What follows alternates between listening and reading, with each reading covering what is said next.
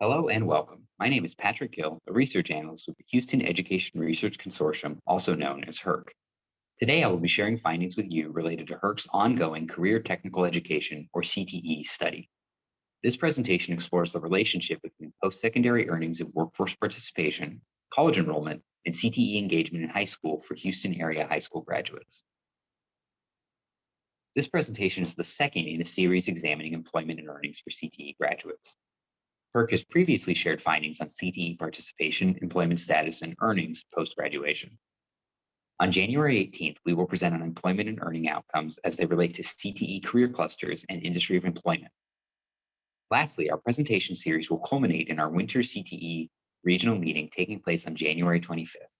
In this meeting, we will present on how employment and earnings are associated with student characteristics and CTE engagement.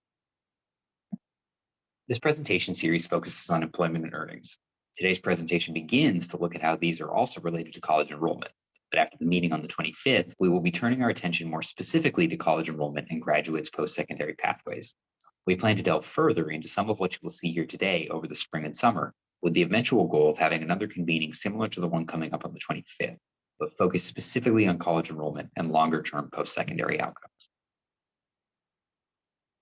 Today's presentation addresses three main research questions. First, is CTE related to college enrollment, and does this relationship differ across CTE career clusters? Second, does working after high school increase or decrease a student's chances of being enrolled, and does this differ for CTE versus non-CTE graduates or by CTE career cluster? And third, how is college enrollment related to earnings 1 year after high school, and does CTE engagement increase or decrease these earnings? To conduct our analyses, we used information from the University of Houston's Education Research Center for 6 high school graduating cohorts in Texas from 2014 to 2019. We matched this information with employment records from the Texas Workforce Commission by fiscal year and records from the Texas Higher Education Coordinating Board and National Student Clearinghouse by academic year. Using these records, we looked at employment and earnings along with college enrollment for high school graduates 1 year and 5 years after they graduated.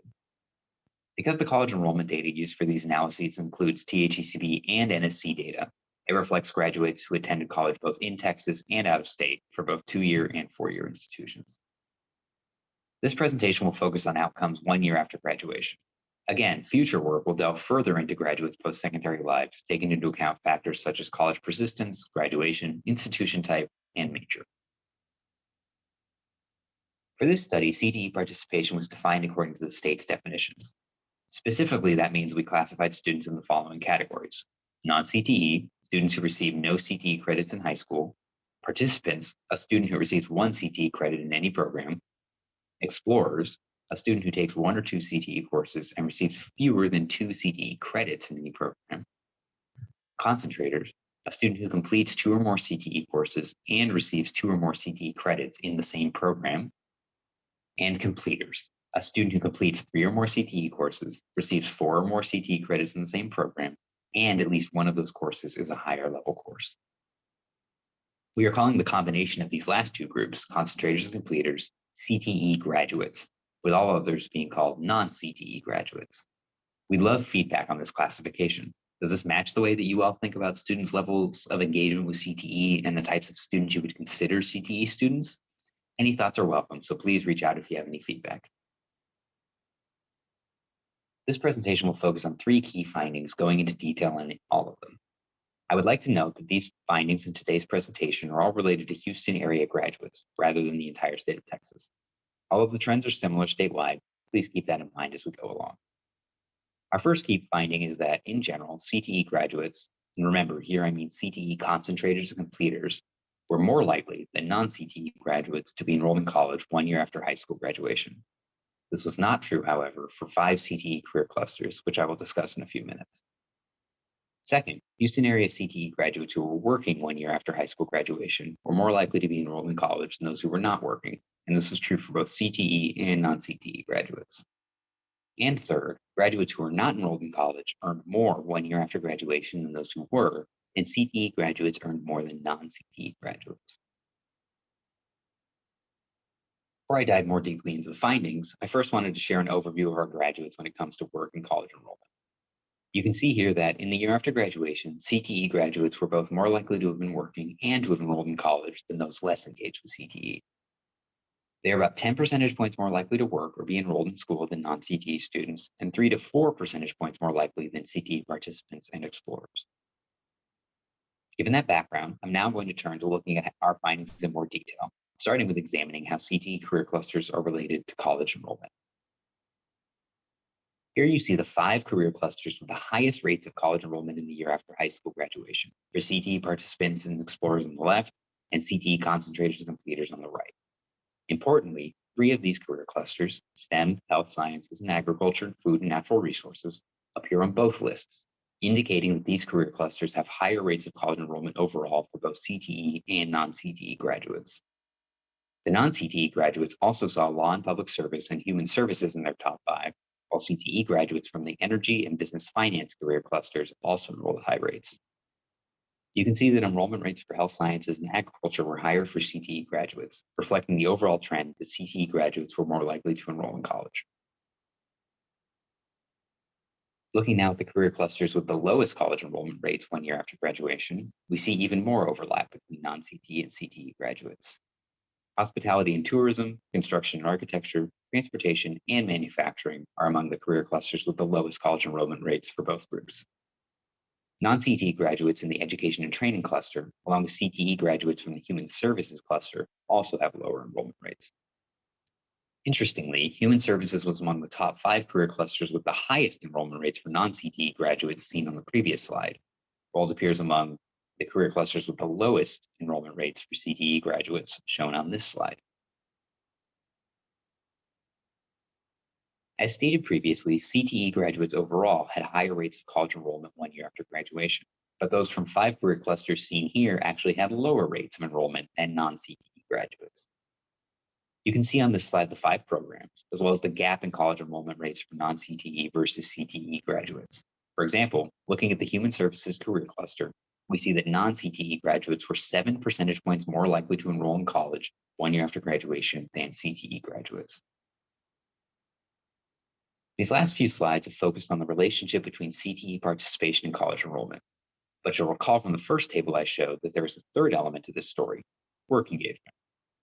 The next several slides will explore the relationship between work, college enrollment, and CTE participation for graduates. On that note, let's look first at the relationship between work and college enrollment. Perhaps counterintuitively, we see here that graduates who were working 1 year after graduation were much more likely to also be enrolled in college than their peers who were not working. Looking next at how CTE participation plays into this relationship, we can see that for both graduates who were working and those who weren't, CTE graduates were slightly more likely to be enrolled 1 year after graduation than non-CTE graduates.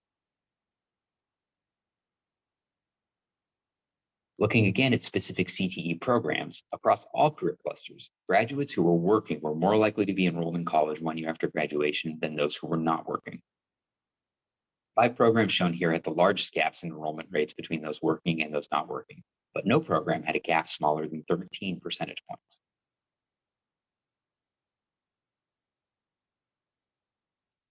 Turning to earnings, we see first that graduates who were not enrolled in college and working year-round earned about $3,500 more than their peers who were enrolled and also working year-round 1 year after graduation. This was true for both CTE and non-CTE graduates. So while we just saw that working seems to be associated with higher rates of college enrollment, graduates doing both were earning less than their peers who were only working. But at the same time, it was also true that CTE graduates earned more than non-CTE graduates, both those enrolled in college and those who weren't. In general, what these last several slides show is that graduates, both CTE and non-CTE, who were working were more likely to also be enrolled in college. On the flip side, those who were not working were also more likely than not to not be enrolled. There is also a relationship between earnings and college enrollment, with those enrolled earning less than graduates who are just working. In future work, we plan to learn more about these pathways. What do these different post-secondary trajectories translate to longer term in workforce engagement, college enrollment, and earnings?